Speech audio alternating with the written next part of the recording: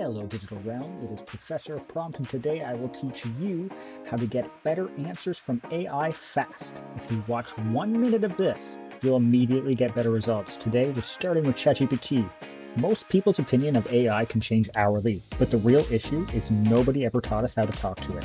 Vague instructions, no structure, no context, so the answers feel random or generic. That's normal. Nobody explained this. I won't give you my magic prompts. However, I'll show you how to build them. Better prompts equals better AI. Here's the most common mistake everyone makes. They type very generic prompts. Write an email, explain this, help me with this.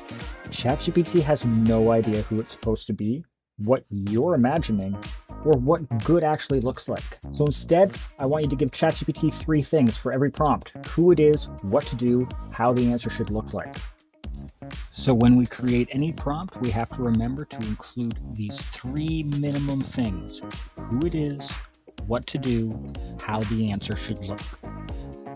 You're a professional email writer. That's who it is. What to do: write a polite but firm email asking for a deadline update, and how the answer should look. We want to keep it under 100 words, and we don't want to include a signature. Perfect. There's a response. Let's do another one. You are a tutor. Explain the concept of chess to a beginner. Use simple language and an example. Exact same idea, just different task. We asked it who it is, what to do, and how the answer should look. And look, there's an amazing response right there. Perfect. So ChatGPT, it isn't bad at answering, it's bad at guessing. And because it's eager to help, guessing often leads to mistakes, assumptions, and hallucinations. Here's the key takeaway again from this video. Tell ChatGPT who it is, what to do, and how to respond.